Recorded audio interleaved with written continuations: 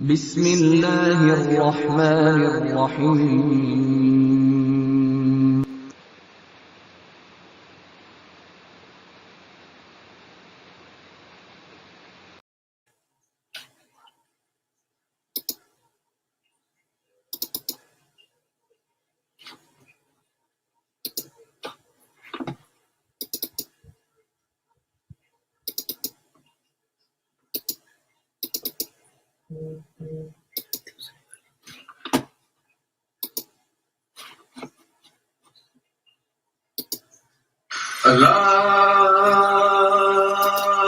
Allahu Akbar, Allahu Akbar. Allahu Akbar, Allahu Akbar. Ashhadu an la ilaha illallah.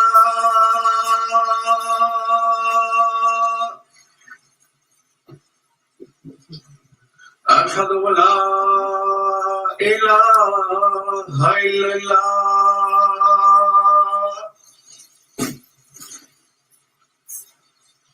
أشهد أن محمدا رسول الله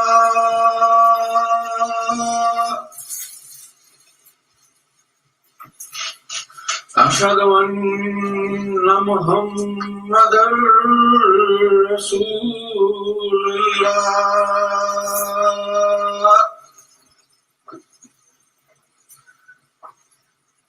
حي على الصلاة الله أكبر حي على الصلاة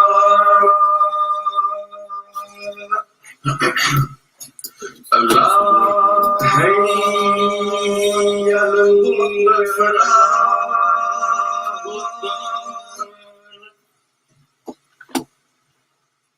حي على الفلاح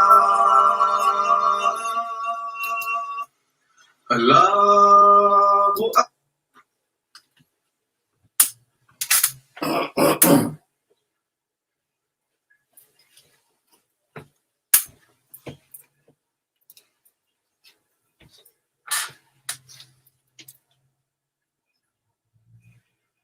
أشهد أن لا إله إلا الله وحده لا شريك له وأشهد أن محمدا عبده ورسوله أعوذ بالله من الشيطان الرجيم بسم الله الرحمن الرحيم.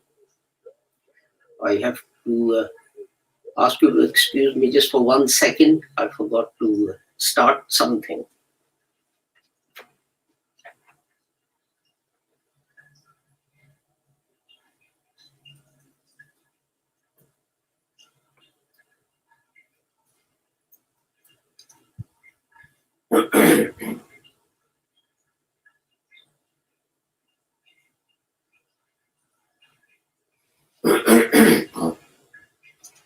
My apologies for that.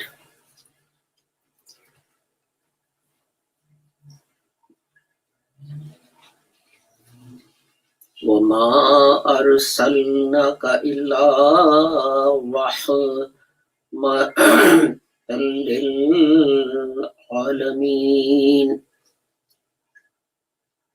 And we have not sent you except as a mercy to the worlds. And Sadaqallahu Aliyyul Azim. And in explaining this verse, this is the 5th khutbah. And in that, what I'm trying to do is to take the life of the Holy Prophet Muhammad sallallahu alaihi wasallam and explain why the Holy Quran says that he is a mercy for the whole of humanity. And he is a mercy for whole of humanity because in all his dealings with everyone, he has set for us a lesson. Because he was the only prophet who went through the whole sequence of trials and tribulations and success and triumph. And we ended last week when the Holy Prophet Muhammad had arrived on the outskirts of Medina, and he was waiting there for Hazrat Ali. Now, the news, obviously, that the Holy Prophet Muhammad had left Makkah, had arrived in Medina, and those people were so keen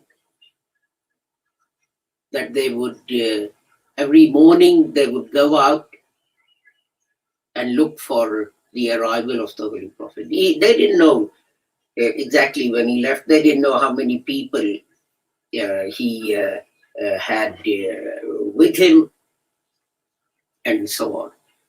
And then when the sun would become unbearable, they would then leave and go back home. And one day, once they had left and gone back home, when a Jew saw the Holy Prophet arrive, and he went to the top of his house and he shouted out, "Oh Arabs, the one for whom you were waiting as the greatest human being, he has arrived." And everyone rushed out to greet the Holy Prophet Muhammad. And all the chiefs, they wanted the Holy Prophet, all the rich men and well-connected men, they wanted the Holy Prophet to stay with them. But the Holy Prophet Muhammad refused. He let loose the reins of his she-camel, and he said, "Wherever this camel kneels and sits, that is where I will reside." And there was a empty plot of land, and the camel went and sat there, and it was used by people to dry dates and so on before exporting them. And the Holy Prophet then asked who owns this plot of land. And it was two young brothers, Sohail and Sahil, who owned it. And because they were minors, they were under the guardianship of a gentleman called Asad ibn Zurara. So the Holy Prophet called them and he said that, how much will you take for this piece of land? And he offered them a price, but they said no. They wanted to gift that piece of land to the Holy Prophet Muhammad. And the Holy Prophet Muhammad started to build a mosque and a house there. And what was the mosque and what was the house? The house was just a hut made with mud bricks. And they took some branches of palm trees and they put them on the top of the house and covered it with some mud to stop the rain from coming out. And they did the same thing for Masjid an-Nabi. This was, in fact, the second mosque the Holy Prophet built. The first one was where the Holy Prophet had broken his journey. And did he sit there ordering others to do things? No. He was acting, working as a laborer, hauling bricks, setting them to make walls and all that kind of thing. So that, I sent the photograph of one of our mosques in Cameroon, I think. And it was just a small room made of mud, a mud hut, basically. And someone said, well, what is it? It's just a mud hut and so on. And I replied that the glory of a mosque does not reside in marble towers and minarets. The glory of a mosque resides in the hearts of those who pray in it. Then I referred to Masjid al-Nabawi and I said that was just a mud hut. But that is the greatest spiritual center for Muslims throughout the world. Why? Because of the glory in the heart, because of the faith in the hearts of the people who prostrated there. So people shouldn't worry about, the mosque is small, it doesn't have a minaret and doesn't have other fancy architecture and whatever else. It's the faith in your heart. It's the inspiration in your heart that is important. And then what the Holy Prophet did was, he matched one Muhajir with an Ansar. Ansar means helpers. These were people of Medina, and Muhajir means emigrant. So he matched them. The reason being that when Muslims left Makkah, obviously they could not sell their homes and their property and their possessions and belongings, because that would have alerted the people of Makkah to the fact that something is going to happen. So they had to leave everything. And they arrived in Medina penniless. So the Holy Prophet said, to one Muhajir, this Ansar is your brother, and to another one, this Ansar is your brother. And the Ansar, they took Muhajirs home. And if they had 2 plates, they said, this is yours and this is mine. And some said, you select one. And their clothing and their utensils and everything, they piled in front of the emigrants and they said, half is your, half is mine. And the emigrants embraced them and they said, thank you very much.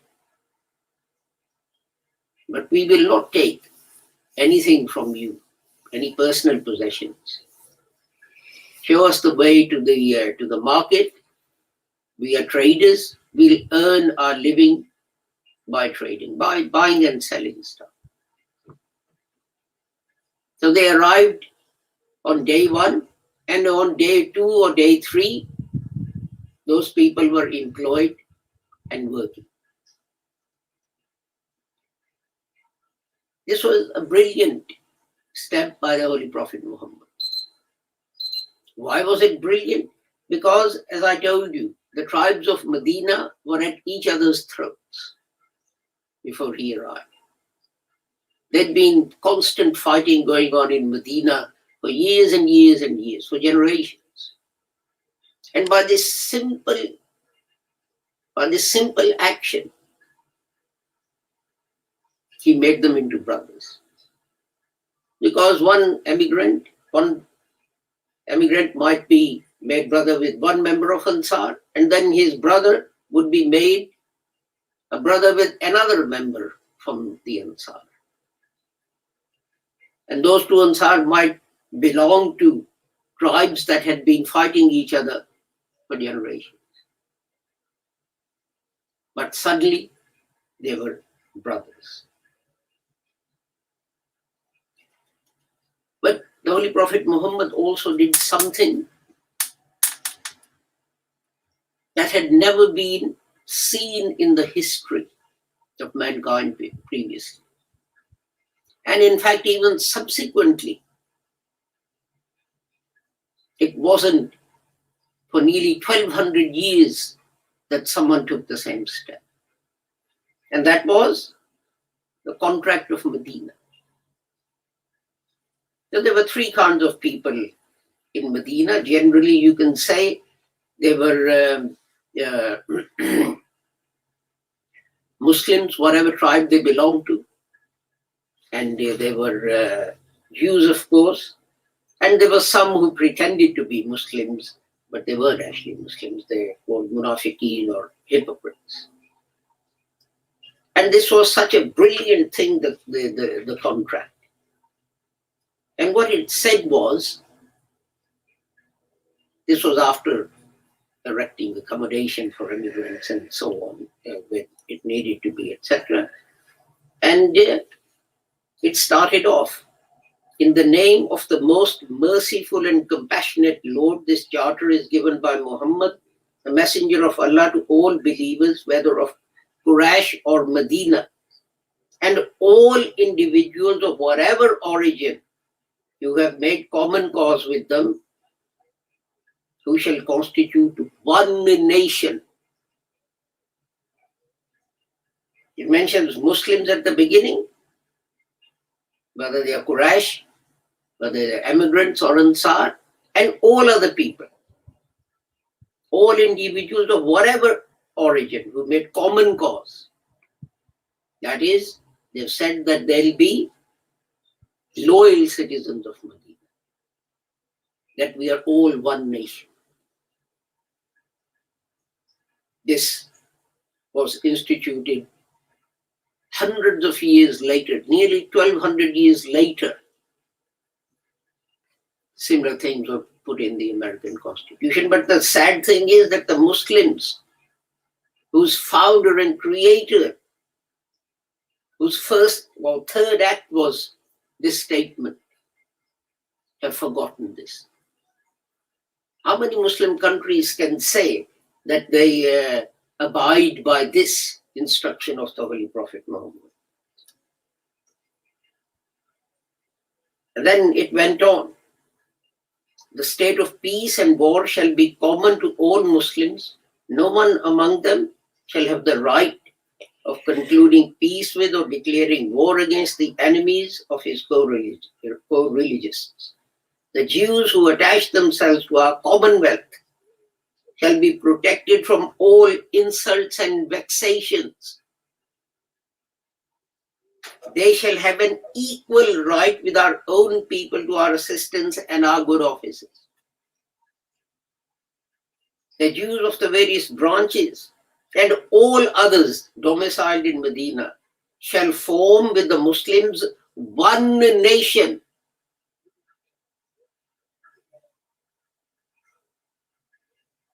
They shall practice their religion as freely as the Muslims. La ikraha fi din. There's no compulsion in religion. But look at the brilliance of these words, which were unknown in the world at that time. And people didn't start doing these things for another 1300 years. The allies of the Jews shall enjoy the same security and freedom. The guilty shall be pursued and punished.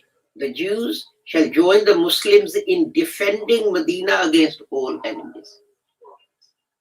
Now, this is the concept of one nation now emerging, regardless of religion or faith. If you go to British Army or the American Army, you find Christians in there and Jews in there and Muslims in there. Muslims have gone to Afghanistan and Iraq and so on. I met many of them in Hosel Common who'd come back from Iraq and Afghanistan. Thus, Jews shall join the Muslims in defending Medina against all enemies. The interior of Medina shall be a sacred place for all those who accept this charge. Sanctuary for everyone. No mention of religion here. Just say that you're going to be loyal to the state. All true Muslims shall hold in abhorrence every man guilty of crime, injustice, or disorder. No one shall uphold the culpable, though he may be his nearest kin. Again, no mention of religion. This is Muslims being instructed. This is what you have to do. This is not the whole of the charter, but then it ends by saying all future disputes arising among those who accept this charter, again, no mention of religion, shall be referred under Allah to the Prophet. So the Muslim state was going to be the final arbiter of these things. Then, as I mentioned, that you had people like Abdullah bin Ubay, who on the face of it, they said we're Muslims, but try to undermine the Holy Prophet and Muslims on every opportunity, like at Uhud and other times. And the same with the Jews. Initially, they accepted this charter, but then they started conniving with the enemies of Islam to try and harm Muslims and the Holy Prophet Muhammad. But then eventually they had to be expelled. And what brilliant lessons are there in just this one contract that the Holy Prophet Muhammad signed? I mean, look at the Holy Prophet's actions. There's equality. He doesn't go to Medina and says, who's the richest man, who's the most powerful man, who's the one with the most armed men, I'll stay with him. He treats everyone equally and leaves it to his camel to decide where he's going to live. Sign of equality, works as a laborer with the rest of the community to build the mosque and his house. And then there is creation of brotherhood. Quraysh regarded themselves as superior and so on and so forth, and yet they regarded Ansar as inferior. And yet the Holy Prophet created a brotherhood between Ansar and Muhajirin, who were mostly Quraysh. And then he created a brotherhood between the tribes of Ansar, who'd been fighting each other for generations. But then in this contract, he creates the concept of a nation, a brotherhood,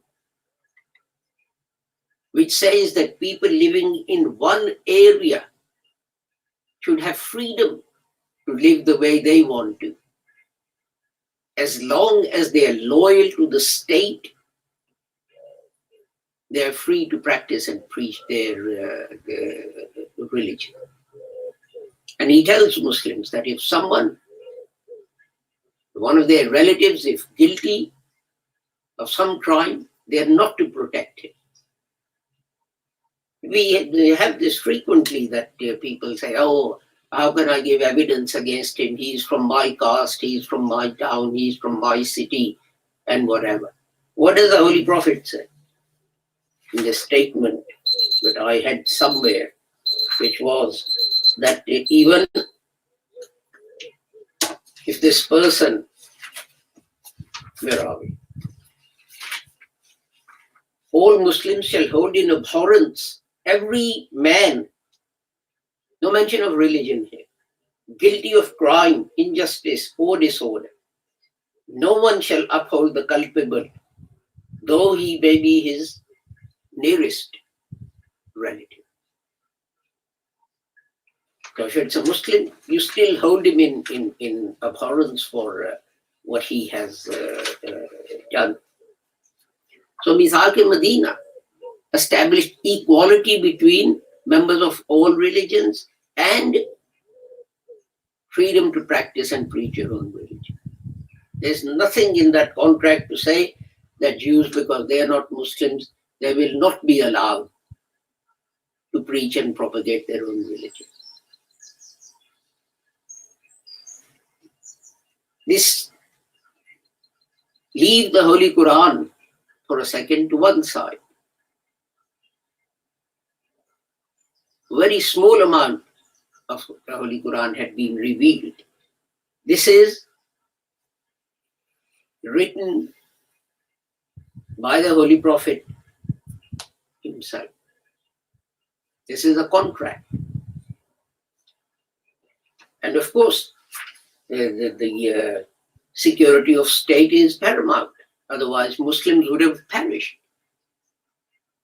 And yes, that there were traitors there who were secretly giving information to Makkans, who were discovered, and they were executed, yes. But then, in the UK, although death penalty has been abolished for most crimes, for high treason, death penalty remains. And that is, if you do something against the interests of the state, the nation, then you can be killed. Death penalty is there in the United States for many crimes, and that includes treason and spying and so on. You might say that a lot of the times in the United States, spies and traitors are not executed.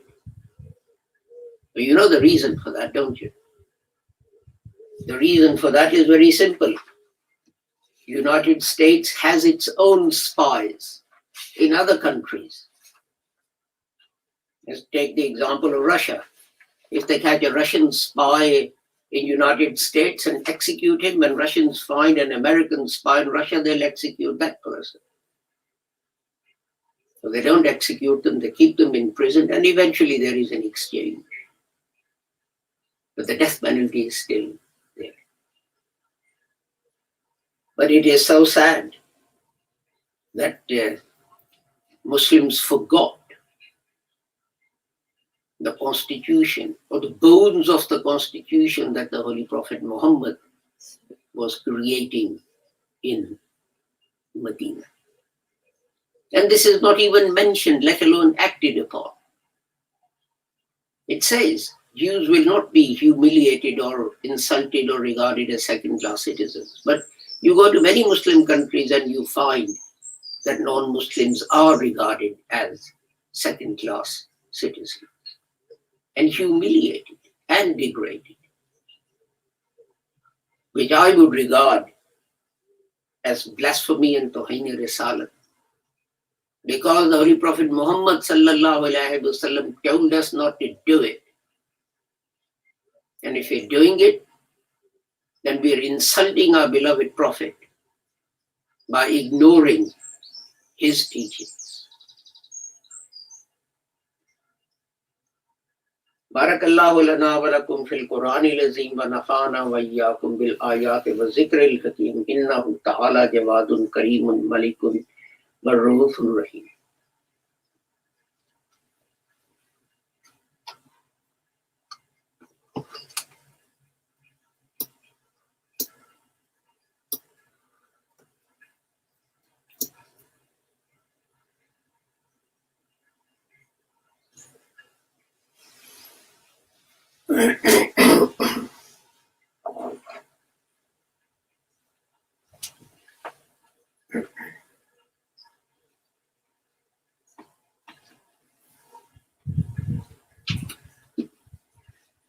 Alhamdulillah.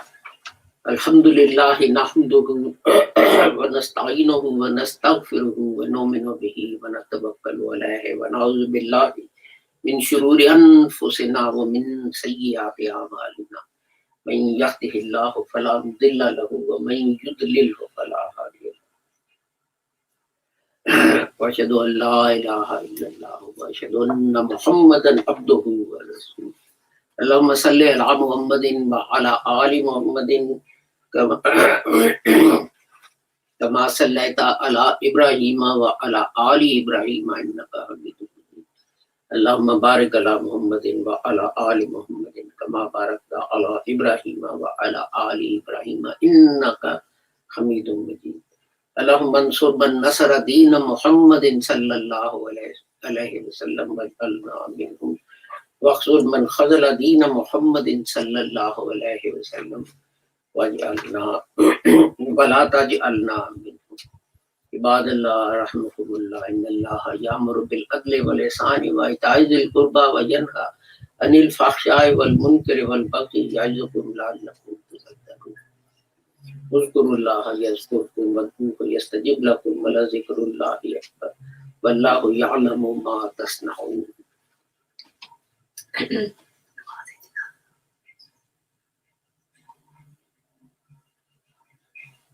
So yes, after the prayers, I've been reminded that we'll say funeral prayers for two people who passed away. One in the UK, our brother Chaudhry Hamid Saab, who's been in UK since I think early 60s. First, he was associated with the Woking Mosque and Muslim Mission, and then he came over and joined our Jamaat. He had been very ill for a very long time, etc. And he passed away last Wednesday, I think, or Wednesday before, I think. So we will say funeral prayers in absentia for him and another member who's passed away overseas.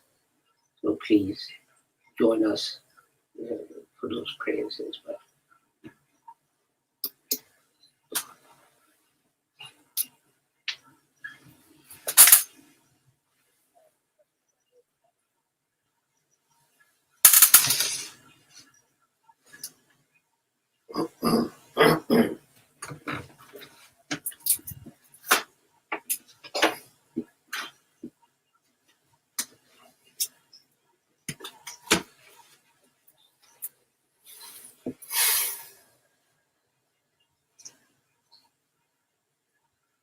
Allahu Akbar, ashhadu an la ilaha illallah, ashhadu anna Muhammadar Rasulullah, hayya ala salah, hayya ala falah, qad qamatis salat, qad qamatis salah. Allahu Akbar, la ilaha illallah. Allahu Akbar.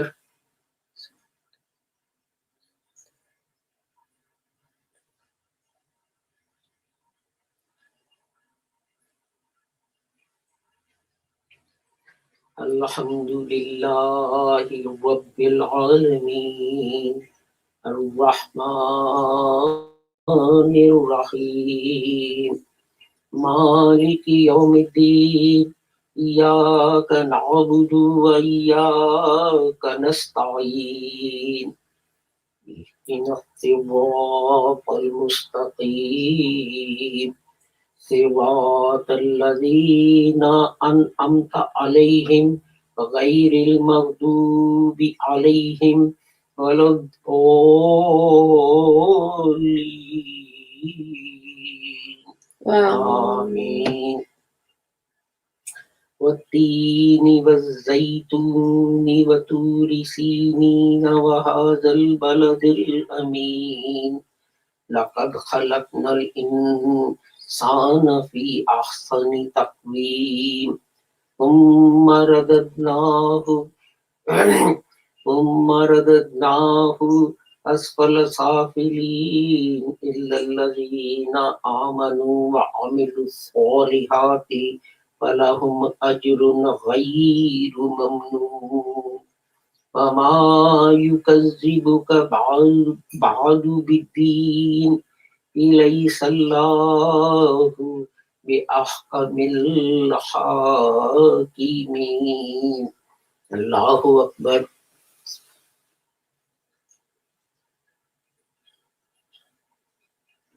سمع الله لمن حمده. ربنا الله أكبر.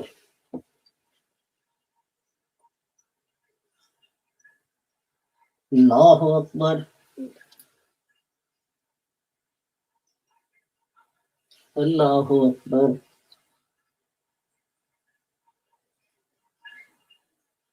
Allahu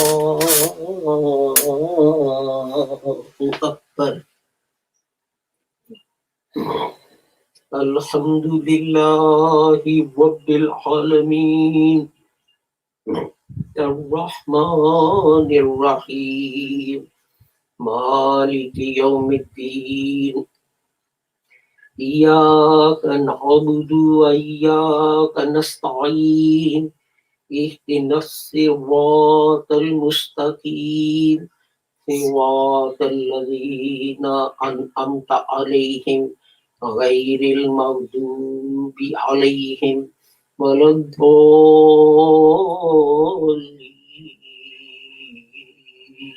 آمين. قل هو الله أحد الله الصمد لم يلد ولم يولد ولم يكن له كفوا أحد. الله أكبر.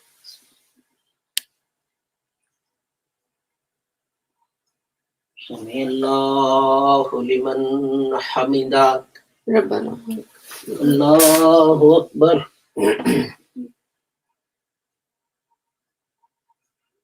الله أكبر. الله أكبر.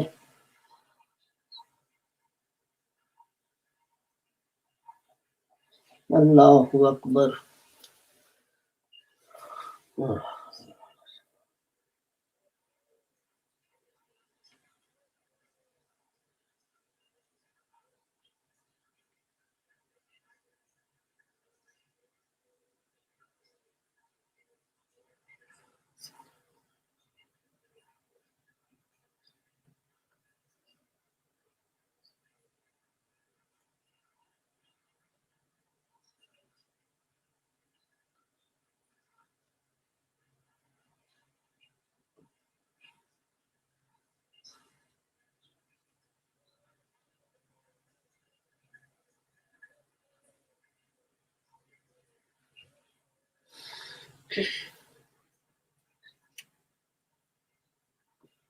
السلام عليكم ورحمة الله. السلام عليكم ورحمة الله. اللهم استغفر الله. استغفر الله. ربنا آتنا في الدنيا وقنا عذاب النار.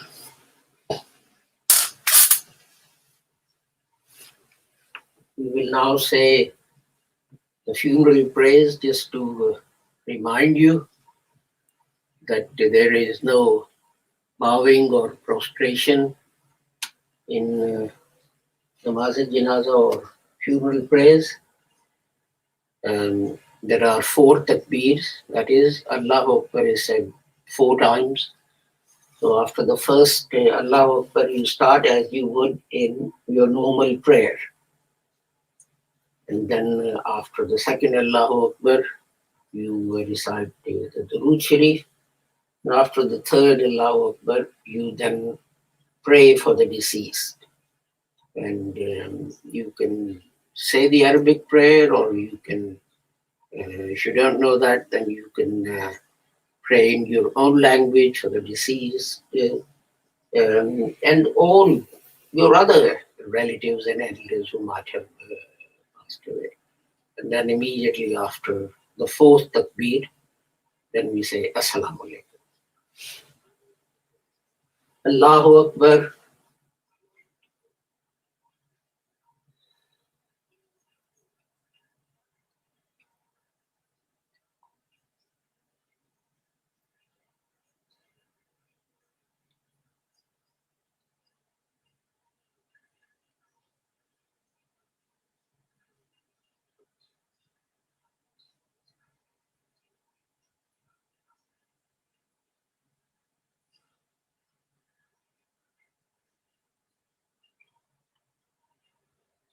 Allahu Akbar.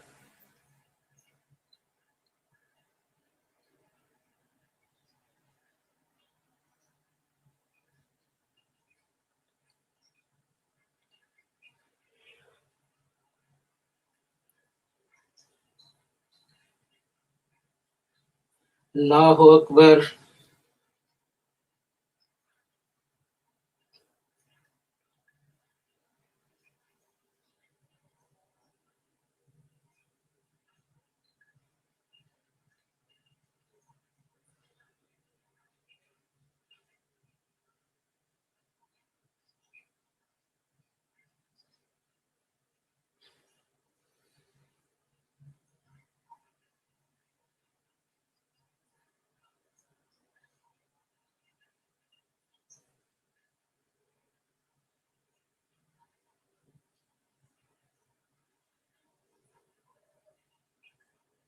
Allahu Akbar.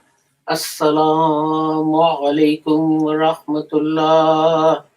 Assalamu alaikum wa rahmatullah.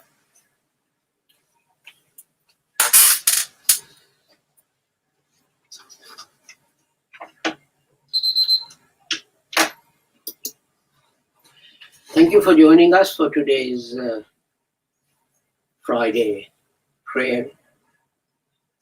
And I just want to point out that just think on the fact that if you take one small verse of the Holy Quran and try and see what its message and meaning is in the light of the Holy Prophet Muhammad, how many weeks it can take just to understand 4 words.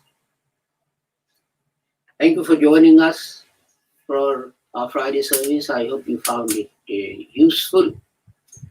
And with the prayer that whoever you are and wherever you may be, may Allah keep you safe and sound and free from harm. And until we meet again, Assalamu alaikum, Khuda Hafiz, and goodbye.